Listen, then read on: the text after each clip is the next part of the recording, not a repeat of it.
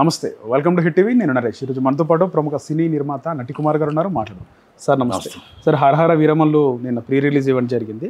అయితే కొత్తగా ఒక విషయం తెరపైకి వచ్చింది. పవన్ కళ్యాణ్ అంటే 3 నెలల కిందటనే ఏఎం రత్నం గారిని ఎఫ్డీసీ చైర్మన్గా సిఫార్సు చేసినాడు చంద్రబాబు గారికి. కానీ ఆయనకు సిఫార్సు చేయడం ఏంది, నీకు ఆ పవర్ ఏంటని కొంతమంది మాట్లాడుతున్నారు. దీనిపైన ఏమంటారు సార్? ఆయన డిప్యూటీ సీఎం అండి, ఆయన రైట్ ఉంది. ఆయన చీఫ్ మినిస్టర్ గారికి సిఫార్సు చేశాడు, ఆర్డర్ పాస్ చేయలే. ఏమండి ఈయన చాలా సేవ చేశాడు ఇండస్ట్రీలో, ఈయన ఎన్నో సినిమాలు తీశాడు, ఆయన చేయనని చెప్పాడు. నిర్ణయం సీఎం గారి మీద ఇది ఉంటుంది అంతే. ఆయన్ని ఆ అభిమానంతో ఆయన ఇంతకుముందు సూపర్ హిట్ ఇచ్చాడు, అలాగే బయట సినిమాలు చేశాడు, చాలా అన్నీ పెట్టాడు. కానీ ఏంటంటే ఆయన దాంట్లో కొన్ని ఆయనకు తెలియవు, హీరో గారికి తెలియవు కదా, సీఎం గారు డిప్యూటీ సీఎం గారికి తెలియవు. అందుకే 3 నెలల నుంచి అది పెండింగ్లోనే ఉంది. ఎందుకంటే ఈయన నెల్లూరు వాసి అయినా తమిళనాడు ఆధార్ కార్డు, తమిళనాడు సెటిల్డ్, తమిళనాడు జిఎస్టీలు, తమిళనాడులోని అన్ని బిజినెస్లు అన్నీ కూడా ఆయన అక్కడే, స్థానిక నివాసం కూడా అక్కడే, స్థిర నివాసం అంటారు. ఎప్పుడు కూడా ఇక్కడ లేడు. బిజినెస్ అంటే మా ఇల్లు ఉంది, మేము పుట్టామంటే, నేను పుట్టాను విశాఖపట్నంలో, కానీ విశాఖపట్నంలో నువ్వు ఇప్పుడు ఏం లావాదేవీలు చేస్తున్నావు, వ్యాపారం చేస్తున్నావు, నువ్వు ఎక్కడ ఓటు హక్కు వేస్తున్నావు, ఎక్కడ నువ్వు మొత్తం టోటల్గా ఎంత బిజినెస్ చేస్తున్నావు, ఆ బిజినెస్ డబ్బుని నువ్వు ఏ గవర్నమెంట్కి ట్యాక్స్ కడుతున్నావు అంతే కదా. ఓకే, అప్పుడు నా రాష్ట్రంలో ఉండి నా రాష్ట్రానికి ట్యాక్స్ కట్టకుండా ఏదో రాష్ట్రానికి ట్యాక్స్ కడితే 100% మనం అంటే మన పిల్లల్ని మన ప్రజల్ని మనం దూరం చేసినట్టే. సంపాదన మన దగ్గర, ట్యాక్స్ ఇంకొకడ. అంటే అప్పుడు ఏమవుతుందంటే ఇన్కమ్ మన తగ్గిపోతుంది, ఇన్కమ్ పక్క రాష్ట్రానికి వెళ్తుంది. ఇవాళ ఉదాహరణకి 500 కోట్లు అయిందనుకోండి, 100 కోట్లు బయట రాష్ట్రానికి వెళ్ళిపోతే మనం ఇక్కడ నష్టపోతాంగా. అలా ఆయన తమిళనాడు వాసి, నేను ఆయనేం తప్పు పట్టట్లేదు. అలాగే ఆయన ఇంకోటి ఏంటంటే chamber, AP film chamber recognised by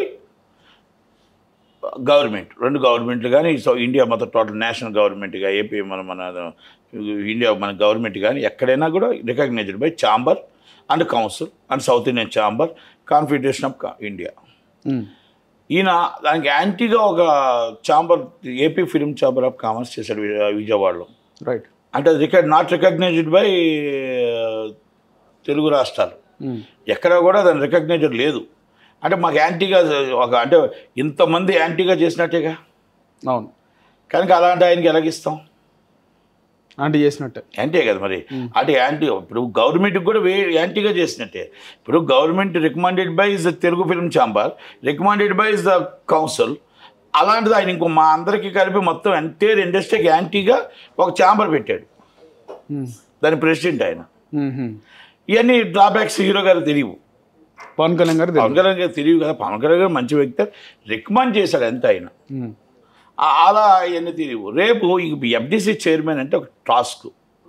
ఇప్పుడు చివరి కష్టకాలంలో ఉంది ఆంధ్రప్రదేశ్. ఈ కష్టకాలంలో ఎఫ్డీసీ చైర్మన్, టూరిజం 2 కలిపి ఈ ఎంటర్టైన్మెంట్లో మనం ఇప్పుడు వచ్చే దిగ్గజాలు ఉన్నారు. ఇప్పుడు అంబానీ గారు, ఇప్పుడు అదానీ గారు, సో మెనీ ఇంటర్నేషనల్ ఈజ్ మొత్తం టోటల్ కార్పొరేట్ కంపెనీస్ అండ్ ఈ సినిమా ఇండస్ట్రీకి అడుగు పెడుతున్నాయి.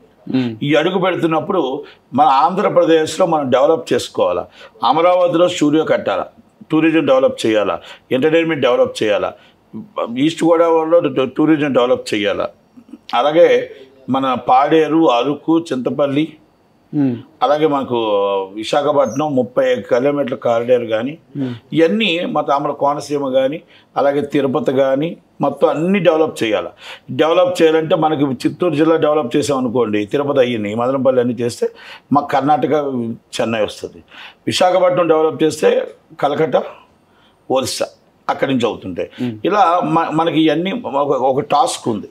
ఈ టాస్క్లో ఇప్పుడున్న మనకు ఒక మంచి పెద్ద వ్యక్తి కావాలా. ఎఫ్డీసీ చైర్మన్ అంటే వారిది. గత 5 సంవత్సరాల పాలకులు సర్వనాశనం చేశారు. బూతుల పంచాంగంకి ఎఫ్డీసీ చైర్మన్ ఇచ్చారు, బూతులు తిట్టడానికి ఎఫ్డీసీ చైర్మన్ ఇచ్చారు, వాళ్ళకి అవార్డులు ఇవ్వడానికి ఎఫ్డీసీ చైర్మన్ ఇచ్చారు. అదే పోసాని కృష్ణమురళి. 5 సంవత్సరాలు వెనక్కి వెళ్ళిపోయాం. సినిమా ఇండస్ట్రీతో మాట్లాడాలి, అక్కడ గవర్నమెంట్తో మొత్తం డెవలప్ చేయాలి, గవర్నమెంట్కి మొత్తం టోటల్గా గవర్నమెంట్కి మనం పెట్టుబడులు తేవాలి, టూరిజం అండ్ ఎంటర్టైన్మెంట్ 2 డెవలప్ చేయాలి, అక్కడిక్కడ పెద్దవాళ్ళతో మాట్లాడాలి. అంటే నేను కూడా ఆశించా, యాక్చువల్గా నేను కూడా ఆశించాను FDC చైర్మన్ గాని. ఓకే, ఈసారి సార్ లాస్ట్ టైం ఈసారి ఓకే ఆశించాను. అది 6 నెలల క్రితమే నేను డ్రాప్ అయిపోయాను. ఎందుకంటే నాకు రావు అని చెప్పి ఆల్రెడీ రాదు అని చెప్పి పెద్ద వ్యక్తులే చెప్పారు. ఆ వ్యక్తులు చెప్పిన వెంటనే నేను కూడా డ్రాప్ అయ్యాను. అంటే ఇది జనసేనకి ఇస్తున్నాం, ఇది వెళ్తుందన్న అని అన్నారు. ఓకే, నేను కూడా అడగలేదు. ఎందుకంటే ఆశించడం అనేది తప్పలేదు, ఇస్తే తీసుకుంటాం. రైట్, వర్క్ అది వర్కే, అదేమి మనం పెట్టుకొని ఊరి మీద తిరగడానికి కాదు, వర్క్ చేయాలి. అయితే అది ఆ రోజు తర్వాత మళ్ళీ నాకేం తెలిసిందంటే ఇప్పుడు ఇంత పెద్ద టాస్క్ ఉంది. ఈ టాస్క్లో మనం ఇంతమందిని ట్రాకర్ చేయాలంటే కొంచెం కష్టం అవుతుంది, మాలాటం సరిపోము. కనుక ఒక పెద్ద వ్యక్తి ఉండాలా, ఒక పారిశ్రామిక వ్యక్తి ఉండాలా, ఒక సినిమా ఇండస్ట్రీ కలిసిన వాళ్ళు ఉండాలా అనేది ఉంది. అయితే ఇక్కడ మార్కెట్లో టాక్ ఏంటంటే ఆంధ్రప్రదేశ్లో అలాంటి వ్యక్తులు లేరా, సినిమా ఇండస్ట్రీలో లేరా, పవన్ కళ్యాణ్ గారు అక్కడ చెన్నై వాసిని ఎందుకు తీసుకొచ్చేసారు అంటే ఆంధ్రప్రదేశ్లో ఎవరో లేరని ఆయన తీసుకొచ్చారా అనేది టాక్ మొత్తం నడిచింది. అంత సత్తా దాంట్లో మన ఆంధ్రప్రదేశ్లో ఎగ్జిబిటర్ని, డిస్ట్రిబ్యూటర్ని, ప్రొడ్యూసర్ని, స్టూడియో సెక్టర్ని ఎవరైనా చేయొచ్చు.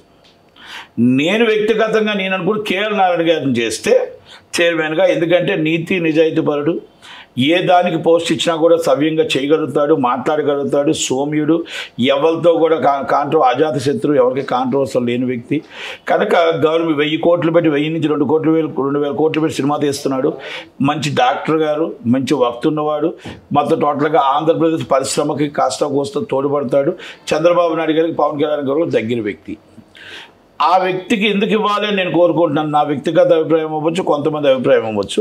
ఎందుకు ఇవ్వాలనుకుంటున్నాం అంటే developing is Andhra Pradesh, talking to is already cinema industry, talking to is పారిశ్రామిక వ్యక్తులు, talking to is already corporate companies. అలాంటి వ్యక్తి ఉండాలి అనేది భావన. నేను అలాగని చెప్పేసి నేను ఏం రత్నంగా చెడ్డోని అని చెప్పట్లా, ఎందుకంటే ఆయనకున్న ఇబ్బందులు ఆయనకు ఉన్నాయి. ఇక్కడ ఆంధ్రప్రదేశ్ ఎవరైనా సరే ఇప్పుడు తమిళనాడు వచ్చి ఇక్కడ పోస్ట్ చేస్తారంటే మేము ఎందుకు ఒప్పుకుంటాం? మేము వెళ్ళి తమిళనాడులో మా పోస్ట్ చేస్తారంటే తమిళనాడులో ఒప్పుకుంటారా? ఒప్పుకోరు కదా. ఎందుకంటే మా రాష్ట్రంలో కష్టాన్ని ఏ పక్క రాష్ట్రంలో నువ్వు ట్యాక్స్ కడతానంటే మేము ఎందుకు ఒప్పుకుంటాం? ఇప్పుడు 2 రాష్ట్రాలు, తెలుగు రాష్ట్రాలు 2 కలిసి ఉన్నాయి కాబట్టి ఇక్కడ నివాసం ఉండవచ్చు, అక్కడ ఉండొచ్చు. ఇప్పుడు మేము ఉన్నాం, మాది ఆంధ్రప్రదేశ్లో ట్యాక్స్ కడుతున్నాం, తెలంగాణలో ట్యాక్స్ కడుతున్నాం, తెలంగాణలో నివసిస్తున్నాం, ఆంధ్రప్రదేశ్లో నివసిస్తున్నాం. మాకు ఇక్కడ ట్యాక్స్ ఉంది, అక్కడ ట్యాక్స్ ఉంది, ఇక్కడ జిఎస్టీ కడుతున్నాం, అక్కడ జిఎస్టీ. కొన్ని కంపెనీలు ఇక్కడ కడుతున్నాం, కొన్ని కంపెనీలు అక్కడ కడుతున్నాం. మాకు రెండు కళ్ళు, పుట్టింది అక్కడ, పెరిగింది ఇక్కడ, బిజినెస్ ఇక్కడ, 2 బిజినెస్లు అక్కడ. కనుక మాకు 2 కళ్ళు కాబట్టి 2 చేస్తున్నాం.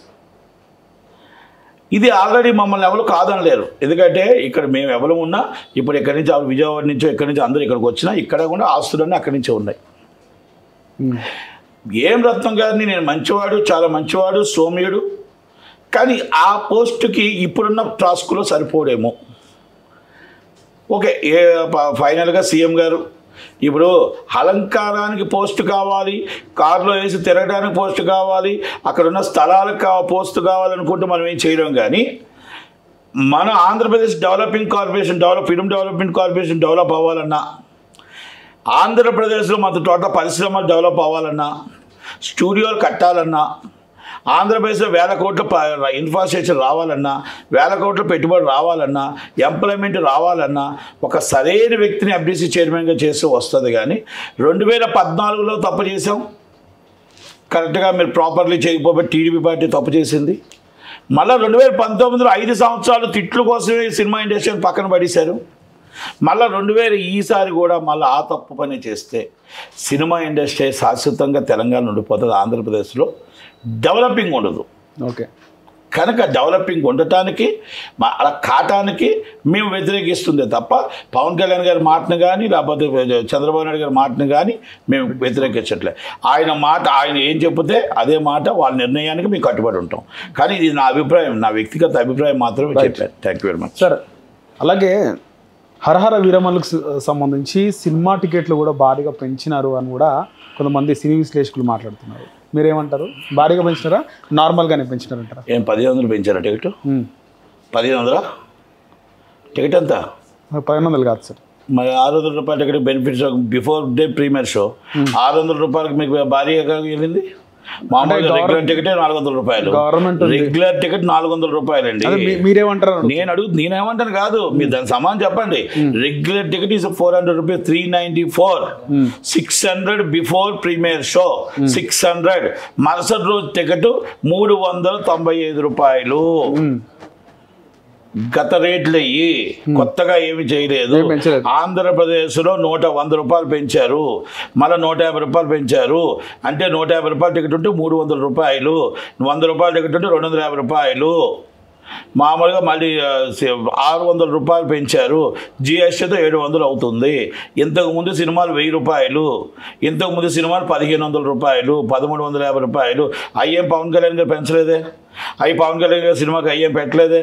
సామాన్య ప్రేక్షకుడు, మధ్యతరగతి కుటుంబీకుడు ఉన్నవాడు అందరూ సినిమా చూసే విధంగా పెట్టారు. ప్రీమియర్ షోకి మీ దగ్గర డబ్బులు లేవు కదా, మామూలు టికెట్ 250 రూపాయల టికెట్కి వెళ్ళండి మరుసటి రోజు, తప్పేం లేదు కదా.